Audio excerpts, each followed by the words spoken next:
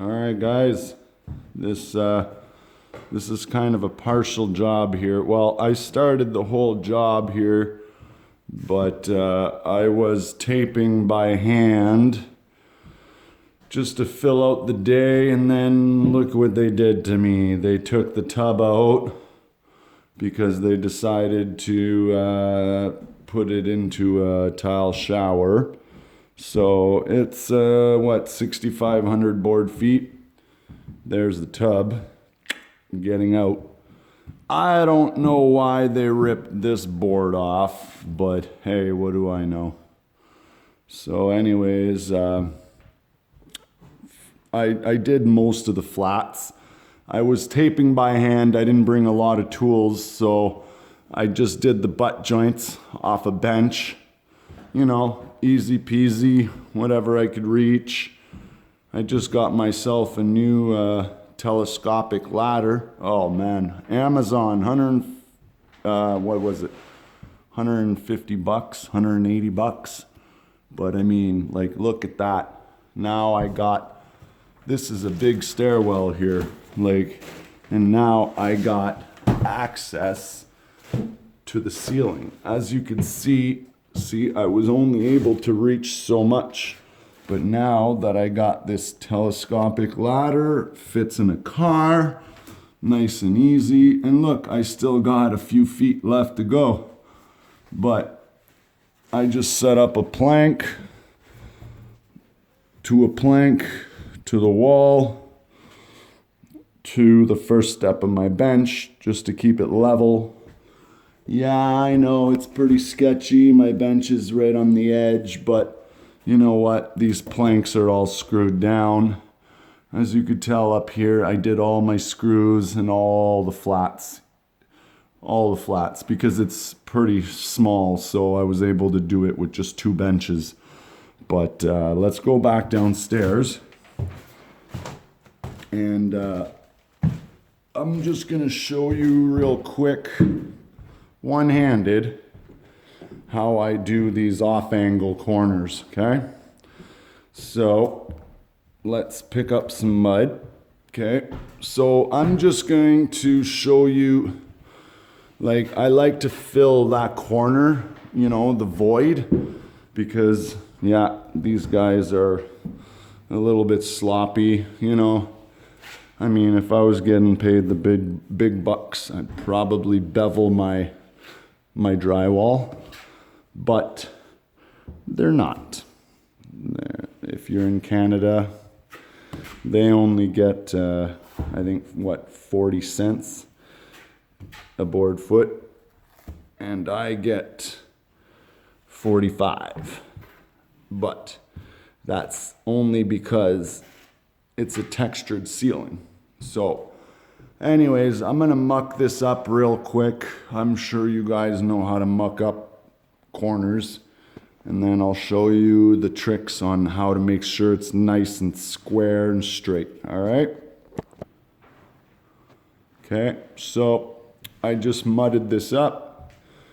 And some of you are probably wondering why I don't use sheetrock for big gaps like that. And to be honest, I would if it was like a custom house or a private house or something, but you got to remember, guys, this is a builder special, okay? And what I mean by builder special is, okay, like, look, I'm using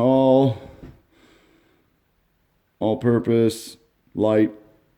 I don't know why they even give me mesh tape and all this 90, but it don't matter. Like, they don't finish the ceiling in this closet. They didn't finish this yet. Like, here, I can't even put my corner bead because they're gonna screw a sheet of drywall here to finish that little triangle that's missing. So if I put a corner bead there, I don't know, it's gonna throw it all off, and just let them do their board first. See, they didn't even do bulkheads yet. And so you know what? I did as much as I could, and look what happens. They rip it out, they tear the tub out. Like, Oh my God, I'm sick and tired of doing the same job 3 times. So you know what? Oh, and by the way, I love that freaking thing. It's awesome. So now I haven't been using my bazooka too much lately. Super taper, 3-inch flusher, easy peasy. No tools, no roller, just the 3-inch flusher with the super taper, and then I'll use my tube, coat all the angles one more time with the 3 1/4, done. Because of the electric sander. Now, don't get me wrong, I hate sanding with the flusher because it leaves a hard edge. But with the electric sander, big deal. It's easy. The angle head, yeah, you work like a dog, but it does make sanding a lot easier. Unless you got the mud runner or whatever, right? Okay, so I'm just gonna set the corner by hand, just real quick, kind of by eye, trying to center it, okay? And then I'll get back to you guys. But another tip, okay? So before I mucked up this corner, you gotta notice which side has the bigger hole, okay? Because the corners they give me, I don't know if you could tell, but this side here is only 1/2 inch. That side here is 5/8, okay? So I want the 5/8 side on the side that has the bigger hole. Or what I'm trying to tell you is the side that I gotta bridge the gap, okay? So I just set it on the floor and then push it up, okay? So now it's pushed up, okay? I'm just gonna wiggle it in place, okay? Just roughly, okay? And then I will wipe this really lightly. And when I say really lightly, I mean just light enough to take the bulk of the mud off, okay? So it looks fairly straight right now, okay? But you don't know until you square it up with your knife. So whenever the first wipe that I do, I always start from the bottom. Well, it doesn't have to be the very bottom. I just start wiping upwards. And the reason I do that is so that I don't end up with a big gap at the top of the ceiling here. Because if I wipe the whole thing downwards, I'll have a 1/4 inch gap up there, all right? So like I said, I just wipe very delicate, no pressure, just to get, see, like, look at all that mud. So I'm just taking the bulk, okay? So I'll just wipe it real quick and then I'll show you how to straighten it out. Okay, so I wiped it out real quick.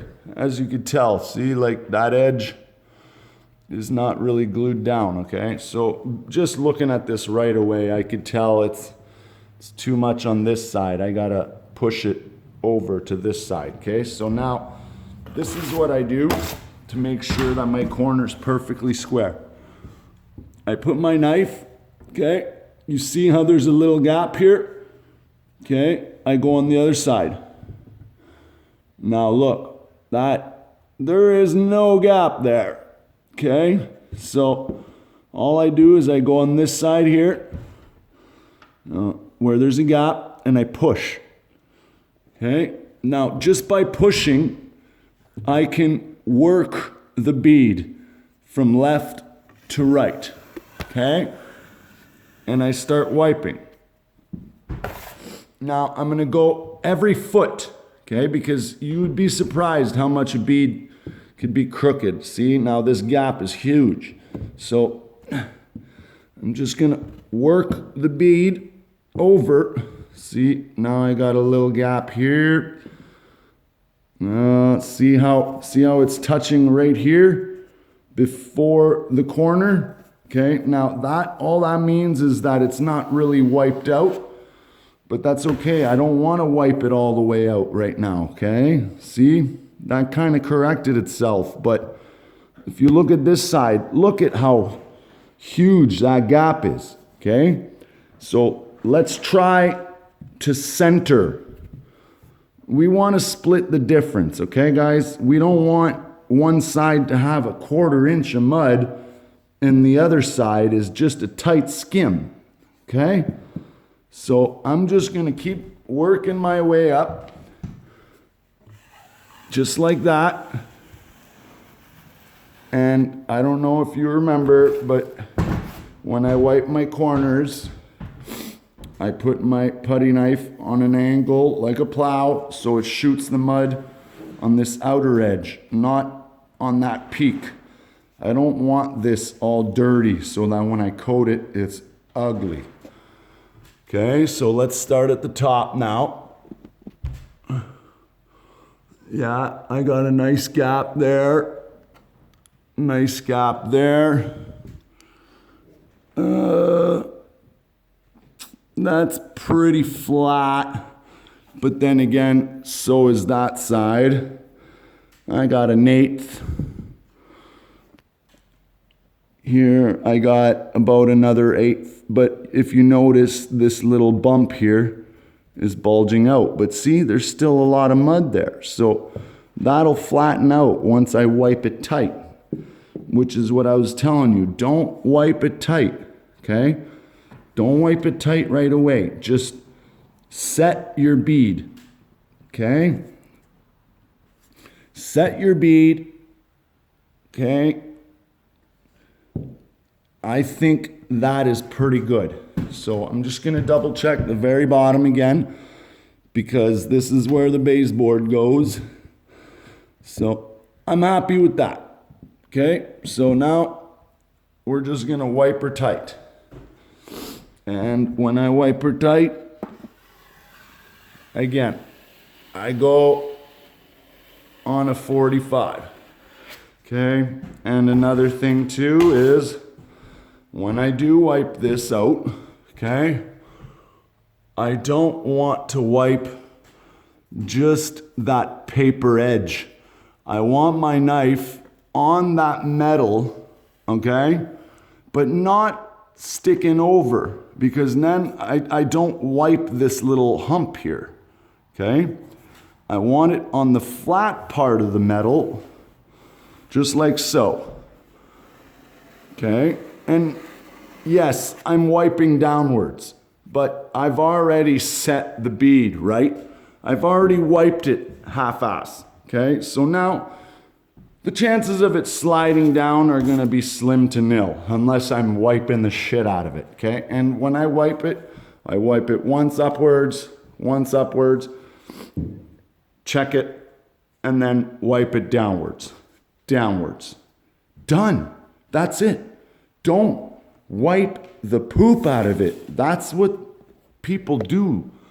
And what happens is you get no mud behind the corner and it blisters and it tweaks it and it turns. You don't want to wipe it too much. Just once up, once down. That's it. All right? So again, have a good day, guys. And yeah, there's not a lot of heat in here, so I do have my hoodie on. All right? So I hope that was a good lesson for you guys, and have a good day.